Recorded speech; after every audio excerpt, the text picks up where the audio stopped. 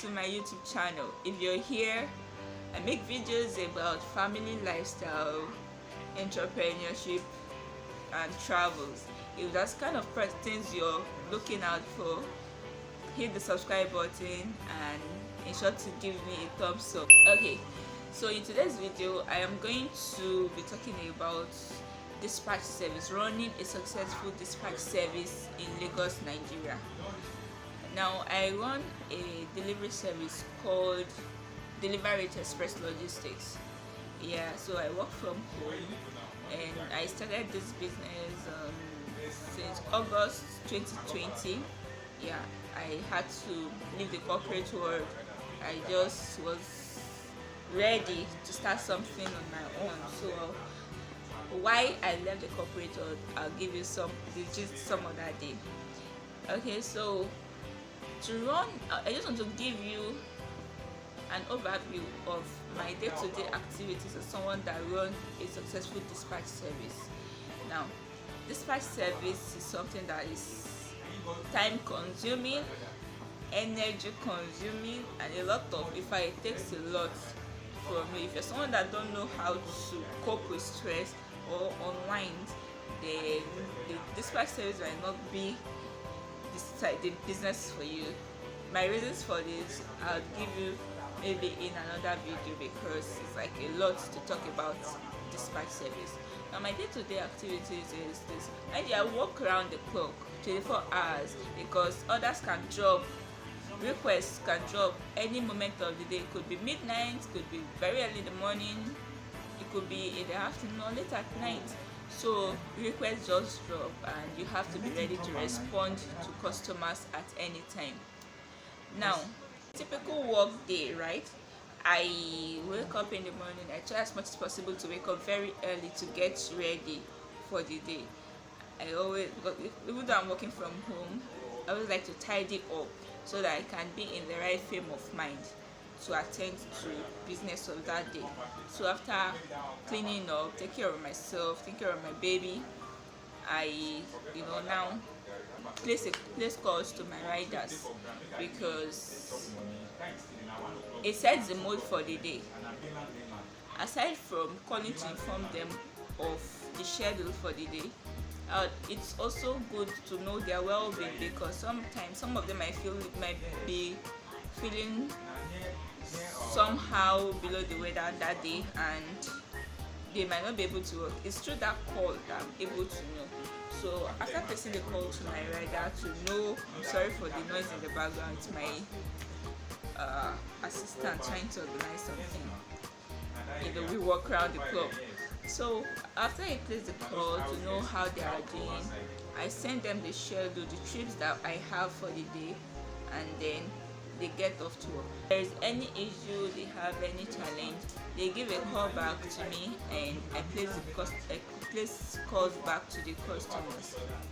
After they pick up, they try to meet up with the different schedule, the timelines we agree with different customers. And when they deliver, some customers like to pay on delivery, some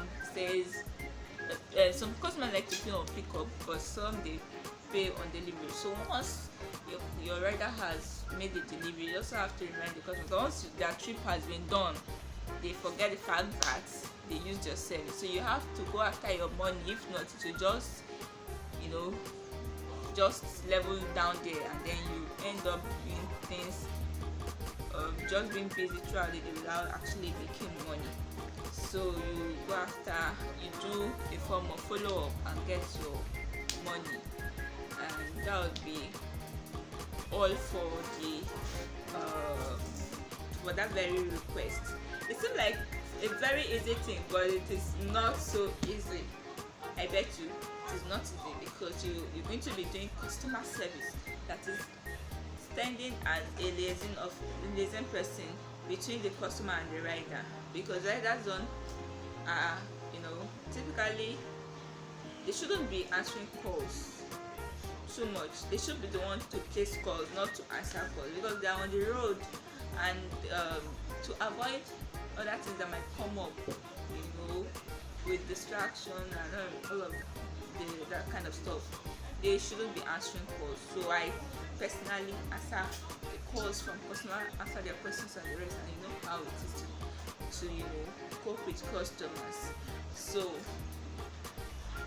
you act as, that is if it's a one-man business, you act as a customer service, the account officer, the recruitment officer, the in fact the supervisor, because these riders need to be supervised, they need to be pushed. In fact, there's something that a friend used to say, that dispatch service is good though, it's very okay, it's a very lucrative business, but its riders are spoiling because it's so tough to manage them, you get. But you just have to keep managing them. So on an average day, if on a very successful day, you can go for a trip between 6 to 7 trips a day. You can make 6 to 7 trips a day, and those 6 to 7 trips can give you between, let's say, depends on the trip, it can give you between 7 to 13k. Yeah, but then you're making batch pickup, whereas the customer is asking you to distribute to maybe 13 different addresses, and you're picking from one place rather. You can actually make this pickup, and you can make up to 15k that very day. And during festive period like December period, there's always a hike in delivery needs. So then you can, with from one rider, you can make at least up to like 17,000 naira or so. It depends on how fast the rider is, and also how he can manage the challenges that come while executing his task, because people are people and people are tough. You get, you're the one that requests for a delivery. The person placed a call before coming, and then on arrival the person is trying to reach you, you are not reachable.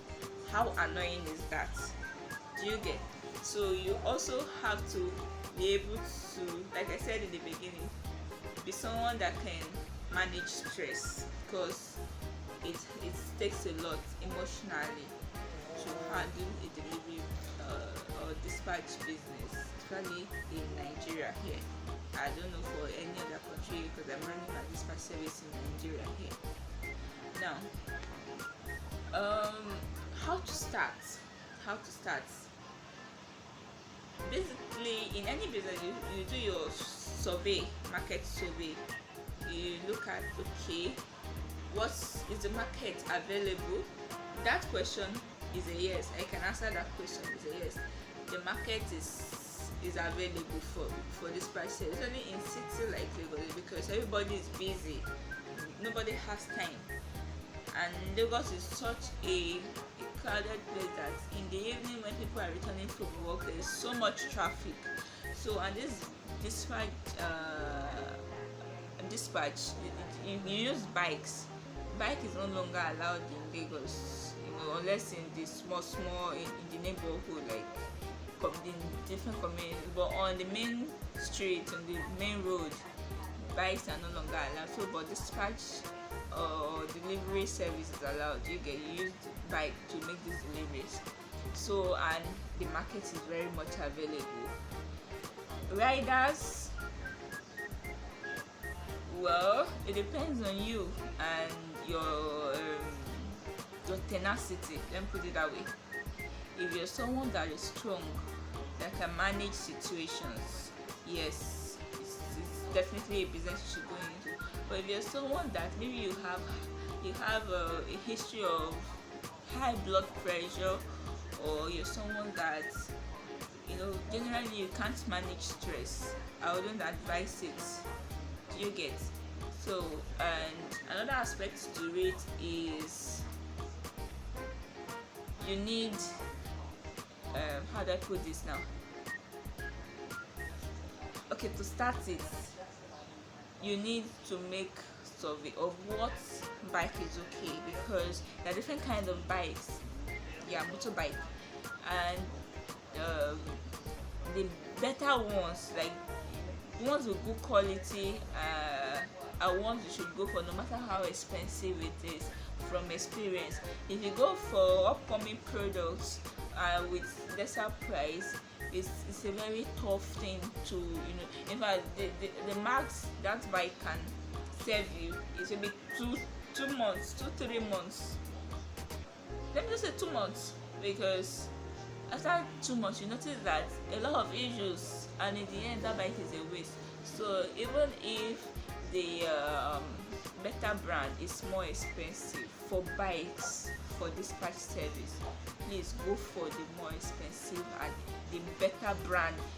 Now, more expensive, going for more expensive does not mean that it makes it the better brand. Just go for the better brand, but most times the better brands are more expensive. Yeah. And for riders, please, when you're employing any rider, you have to do your underground check. Ask a lot of questions. There are a lot of questions to ask. Where have you worked? Why did you live there? How much were you paid? Are you married? Do you have guarantors, like valid guarantors? Because not all guarantors are valid. Take for instance, a rider that is coming to work for you wants to bring a fellow rider as a guarantor, and when anything happens and you need the guarantor to come in, this person is not valid, because you cannot even, it's just not worthy, it's not a worthy guarantor. So you also look at if the person has a worthy guarantor. For me, my riders keep their bikes in their houses, so you also look at, does this person has good parking space? Because trust me, your bikes needs to be parked in a good place. If not, it's one issue or another. In a city like Lagos, where during rainy season it rains a lot, it can rain anytime. It just rains. Do you get? So if the rider does not have a good parking space, that is also an issue, because you end up doing one repair or another. Also, all your papers should be complete. For this very video, I feel I'm not doing justice to the topic, so I'm going to make a more organized video and do it in bits. Do you get? Do it in bits to better tackle and give you the full gist, the things involved in running the dispatch service. So I'm going to put an end to the video here so that I don't bore you. So I'm going to put an end to it here, and you can hear my baby in the background. So yeah, I definitely should put an end to it. So till next time, have you subscribed or liked? Okay, well, alright, if you haven't, let us say till next time. I'm going to say bye for now and stay blessed.